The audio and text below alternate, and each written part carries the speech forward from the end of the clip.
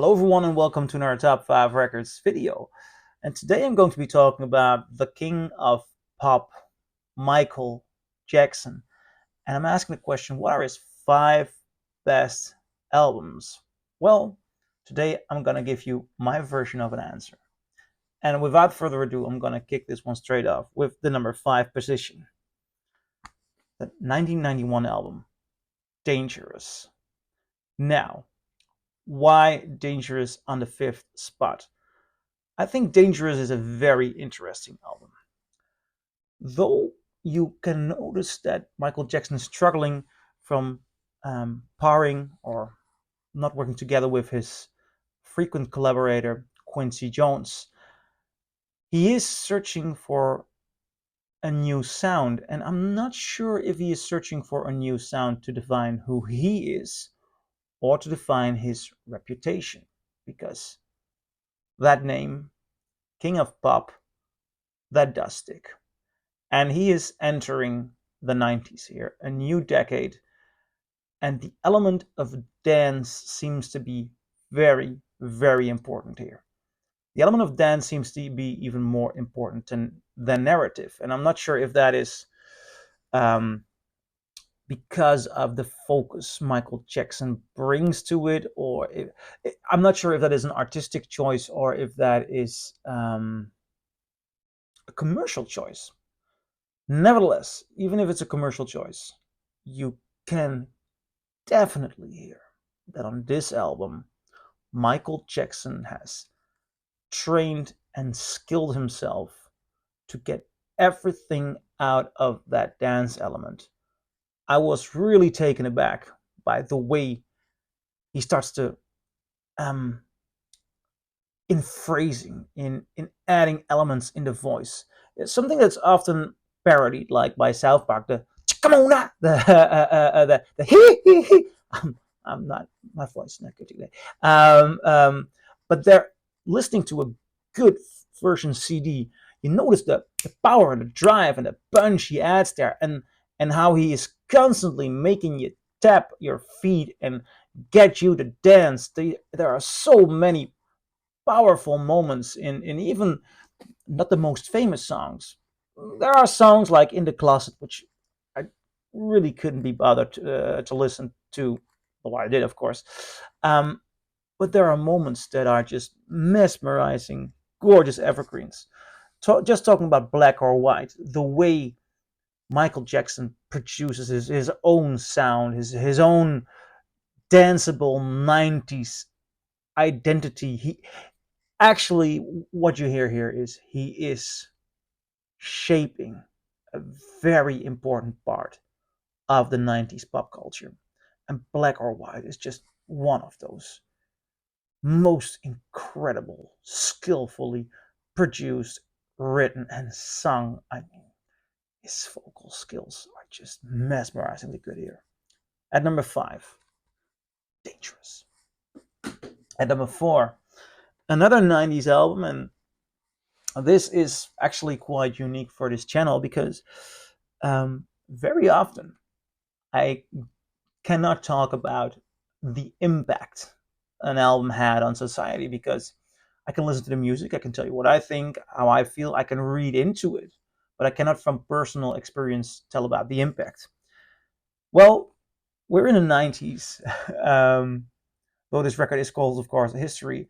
But we're in 1995, and I was 6 when this record got released. And I definitely remember what happened when History got released. Of course, this was around the time that Michael Jackson was a lot in the news because of the allegations, but it's not just allegations that were keeping him in the news. He was also ruling the world of pop, and History is an epic moment in time. This record contains 2 CDs. The first disc, I'm not gonna be talking about placing it on the number 4 spot, because I'm not taking a look at compilations, and the first disc is a compilation of his earlier work. He is looking at his earlier work. He is divining himself even more as that king of pop, looking back at what he did, keeping his hits going. But what I am reviewing and what I am putting on the 4th place is the second disc, because History Continues, as the second disc is called, is new material. And this is such an impactful moment. It's not even that my family listened to Michael Jackson. It's not even that this CD was in our household. It was not. My parents were not bothered by Michael Jackson. You noticed it in your street. You noticed it at friends. You noticed it when here in the Netherlands we went to a amusement park, Wallaby, and this statue was there. Not at the park itself, but just a couple of meters in front of it. And I knew we would see that statue because it was an epic moment when it got placed there. Everything was about Michael Jackson around the time of this release. Now, talking about the music, Michael Jackson here continues what he started on Dangerous. It's a it's the rhythmic element, the gorgeous quality of keeping a song flowing, going, danceable. It is a symbol of its time. So many great songs here. My favorite song on this record, I think, is They Don't Care About Us. Because that rhythmic beating that he's trying to do with his voice is also in the rhythm section. And then the way he adds his layer of vocals on there, the way it changes in volume, in dynamics, and then the lyrics are great. I mean, he is full of fury. He does have something to say on this album, and it is incredibly powerful. He does a great cover version of Come Together, making it completely Michael Jackson. Though I must also say, this record shows a weakness. At the moment, the song number 10, Childhood, you do not hear the King of Pop, in my opinion. You hear the King of Pop, somebody who is ruling the that dance pop music charge in the 90s. You hear that on They Don't Care About Us. You hear that on Stranger in Moscow. You hear that not on Childhood. What I hear there is an interpretation that is below average, really below average. The synthesizer sound or keyboard sound is just not doing it. He is monotone in his delivery. He cannot reach a certain emotion that he truly does want to reach. And that's the only downside on this album. But an epic moment in time. At number 4, Michael Jackson, History. At number 3, we're going to the 80s. Bad. This is a really impactful album. And listening to this pressing, listening to because this is a European cut from 1987, you can really hear the amount of work that was put into this. It's in the collaborations, it's in the layers of music.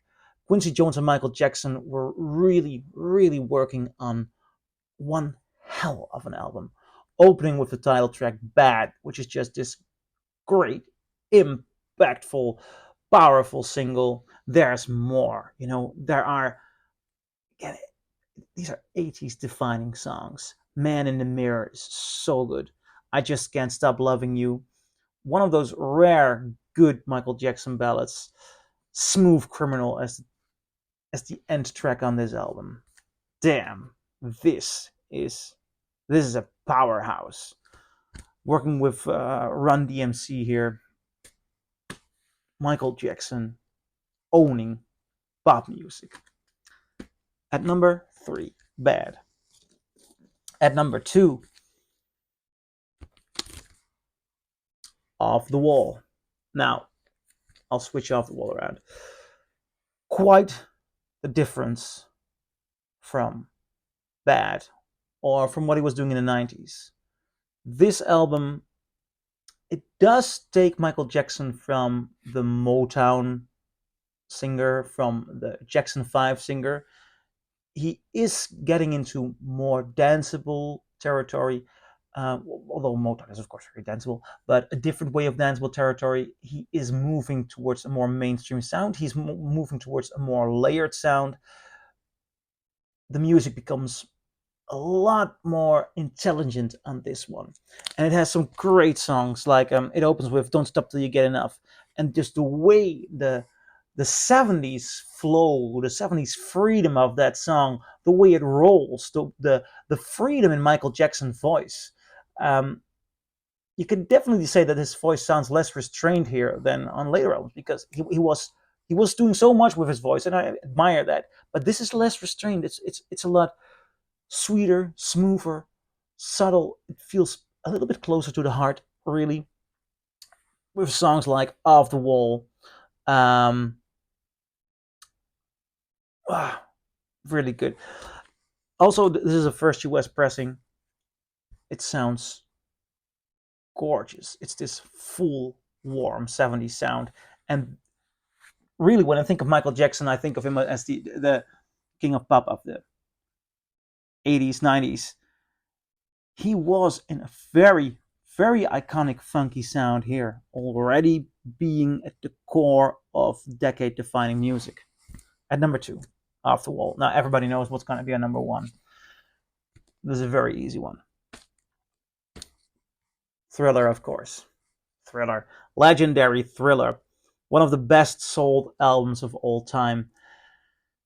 It's just really stunning to realize how many hit singles are on Thriller.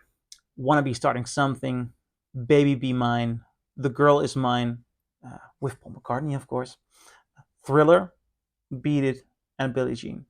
Now, I've been talking about the Holy Trilogy, no? The Holy Trinity on this channel once every while.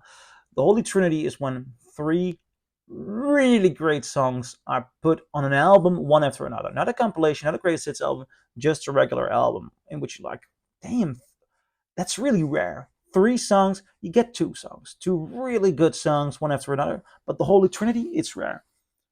This is the core of Holy Trinities. Thriller. Just the tale of Thriller, the story of Thriller, the way it builds with the voice of Vincent Price, getting you into this spooky feeling. The layered production, the full sound going on, Michael Jackson's gorgeous, strong, high pitched vocals, the beat, the legendary beat. I think Thriller is my favorite Michael Jackson song. But that doesn't say a lot because he has so many great songs, you know. Immediately after Thriller, Beat It. Another stunning decade, pop defining song. And then you get Billie Jean. Great lyrics there, great rhythm, great melody. So good. Let me go to Human Nature, not one of my favorites. Just a Pretty Young Thing is not one of my favorites, but I know these are songs that have had an incredible impact. Ending with The Lady in My Life.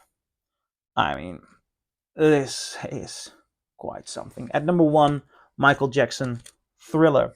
Now, I'm curious, what do you think? Do you agree? Do you disagree? Leave a comment below and I'll see you in my next video. Bye.